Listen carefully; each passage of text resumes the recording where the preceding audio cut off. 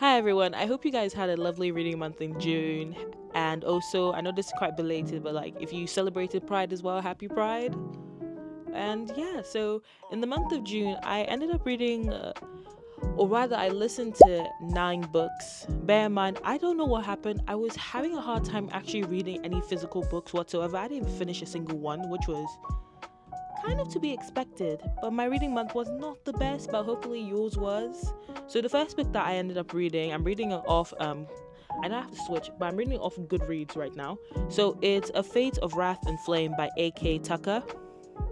And so essentially this book is basically about this one person who, because of like events in her life, had to end up becoming a thief, and her father is basically homeless and a bit like people will assume that he's crazy on the streets, and a lot of things happen that she ends up being sucked into this type of like whimsical kind of like place where she actually ends up going into someone else's body, and a lot of things go from there. There's like a bit of an insta lovey kind of thing going on with her and this one prince that hates her guts, and a lot more different types of like fae, vampire, elf problems going on. And to be fair, I wanted to like the book, but I did not really. I gave it 2 stars. But if it's something for you, it might be for you. The next thing I ended up reading was The Memory of Babel by Christella Dabos. It's the third book in the series, and it was basically following the events of the first and the second book. And it got so much more interesting, especially considering that they're on this one arc that it's very particular about rules and regulations and things going on. I gave that 4 stars. I actually quite like that one. Then I read Savage Bond by Jay Bree. So this was the second book in the, I don't know if there's 8 or 5 books of this one. And so it's like basically her really reconciling with her bonds, and there's like I don't know, it's like a reverse harem. Her and all the other men kind of love her but hate her at the same time. One of them has his own issues, all of them have issues. I don't know how to feel about this, because in a way, like, did I like the writing style? No. Do I like the main protagonist? She is annoying as hell. No, not really. But purely just because it's just like it's something I got through easily. I gave it 3 stars. I ended up reading the fourth book. No, the third book in the series is called Blood Bonds by Jay Bree as well. It's within the same series. As well, same again. Do I like the female main character? No, not really. I kind of like the antagonists more a bit. And I gave that one 3 stars as well. I'm not even sure why.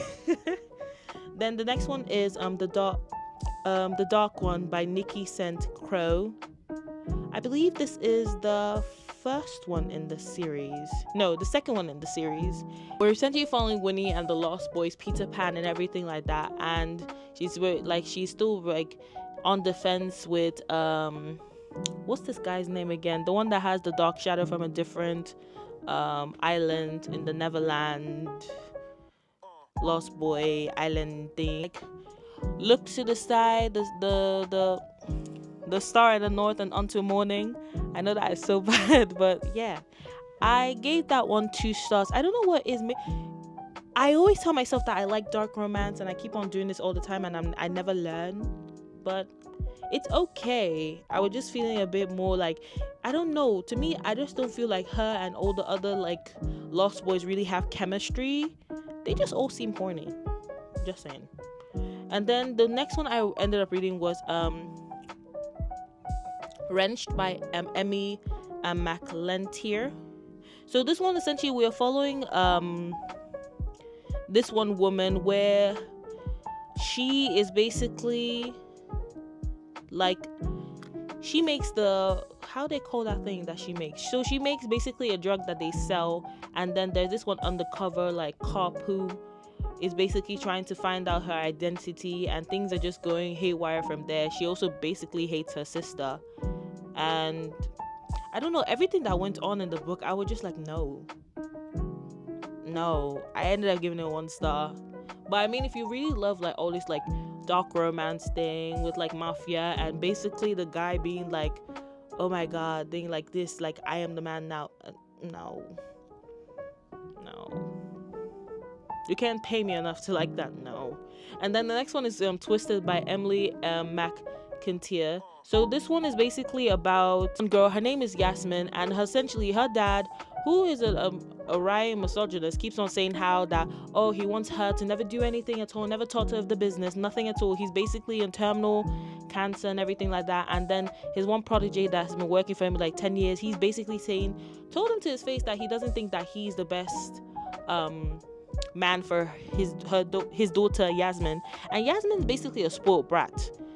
But then they still end up falling in love, and the entire company and everything, and he has a change of leaves, I believe. I gave it 2.5, 3 stars. The next one I ended up reading, surprisingly enough, was also interesting. It's called A Moonblood Breeding Clinic by C.M. Nacosta. So essentially it's about this girl who, for the longest time, basically she had like a very like she's coming out from a marriage where one of this like lizard men that they didn't have any chemistry. God knows why she ended up marrying him in the first place, but like, I mean, that's that. But then she ends up like meeting this one guy who, he's a photographer. He's basically like a nomad. He's in here and there. He was living in Japan for a long time, and then like there's some kind of like disease that happens that is not affecting monsters, but it's affecting all the humans. So therefore there's like it's kind of like there's like this situation with COVID where lots of people are quarantined, at least the humans are quarantining. And so he basically, because he's sponging off his rich brothers and also like has basically nothing to do for a few months, says that, oh, you know what, let me find a job. He ends up finding this like brochure saying that it's like a breeding clinic for like werewolf men because they have like a better stamina, so that it can help couples who are willing to have a child, or people who just want to have children in general, be able to like procreate, and things just go from there. Honestly, to me, it was very insta-lovey. Like it was frightening, so because I was just like, you guys did not have any much time, but I guess like the chemistry was there. I won't fault them for that, but I was just thinking like, you guys did not think this through. And it was more like to do with this guy had this type of thing where he's not really a middle child. He's like the second to last child, but he has like, you know, like the stereotype of middle child syndrome, saying that he wants to be heard, he wants to be seen, and constantly like she's a bit older than him, and it's basically she be like, oh, you good boy, God knows what. But I mean, it was cute.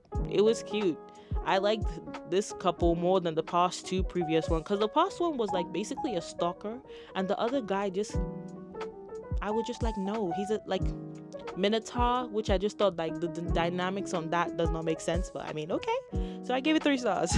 That was a long one. The next one I read, or rather the last book that I read, was Crossed by Emily McIntyre. I gave this one, I know this is like kind of weird, but I gave it 2 stars from the get-go, because this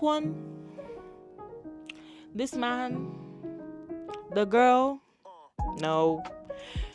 So essentially, basically, because of like her history with her mother, and her mother was very like man crazy, she's basically been dubbed in the entire like little town, like it's like a mini France, but not in France, as like a horrible witch person, because of like apparently everything goes wrong when she's around, which I'm just like, that makes absolutely no sense. How is one girl the cause of all the problems going on in the town? You guys are grown adults, like, what the hell?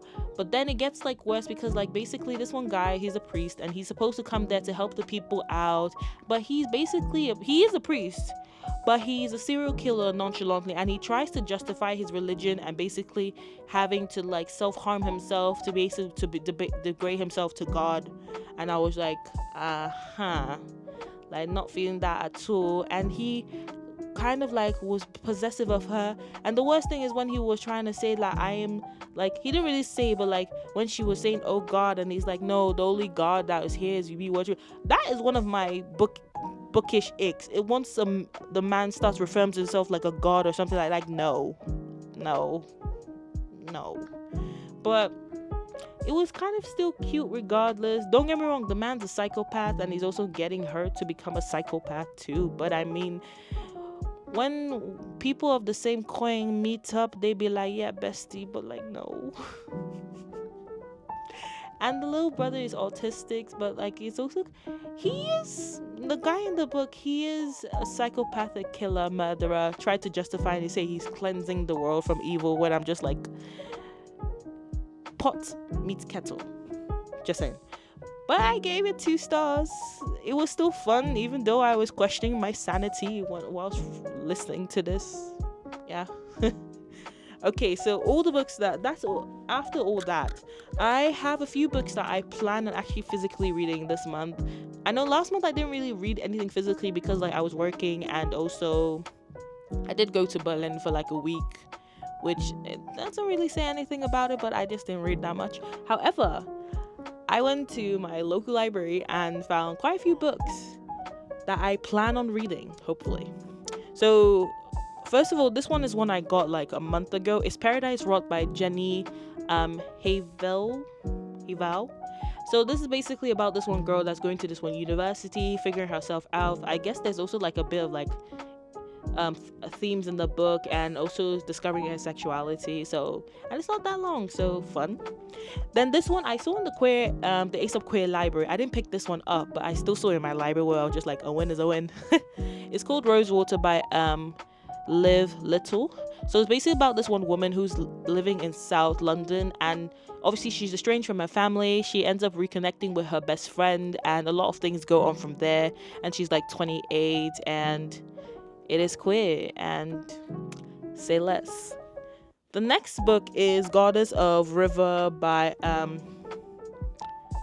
this person here, and all I know, this is like a retelling of this like a story, and I just feel like this is gonna be so interesting, and I don't know what it is. I was just very drawn to it, and I just want to read it. Yeah. Then the next book that I do want to read, so basically these three are the ones that I do tend to think that I might end up reading, because Lord knows that whenever I say that I'm gonna read a book, I never do. I'm a mood reader at heart. So, but these are like honorable mentions that I just saw again in my library, which I was just like, yes, I will read them. And some of them I saw at the Ace of Queer library at the end of June. So the next one, it was also in the Ace of Queer library, is 100 queer poems by Mary Jane Chen and Andrew Macmillan. Is an anthology, and all I know is just poems. I've never been one for poetry. However, I'm trying to diversify in terms of like the type of reader materials I do. So like nonfiction, classics, and anything that is not fantasy alone, because I am guilty to only just read one genre and just call it a day. So, and then I also saw this one. It's called The Lonely Londoner by Sam Selvon. And I don't really know what this is about. I know it's set in the 1950s in the UK, and I've been seeing this for a while, and I was actually quite lucky, and it's in pristine condition that it's in my library. So I'll be reading this. And then another honorable mention, I'm not sure whether or not I'll read this, but I might. Plus, I also think that there's a movie on this that just came out a few months ago, or there has been an adaptation. Lord, I'm running out of breath. It's called More Rice by E.M. Forster. I'm not really sure much what it's about. I know it's the 1970s, young men growing in conflict with privilege and status, and they're falling in love, and God knows, like the typical type of stuff, you know? Yeah, I'll be reading this. And then the last book that I hope to read, God knows if I'll actually read it, is More Days at a Mirizaki Bookshop by Satoshi Yagizawa. And I don't really know what this is about. I just know if it's a bookshop, it's like for me, with me loving bookshops, just being inside books, it spoke to me. And yeah. And by the way, I think I said this by the beginning of the video, but anyway, thank you so much for watching. And how was your reading month in June? And what exactly do you plan on reading in January? And well, I guess I'll see you around this time again next month. Have a good one. Bye.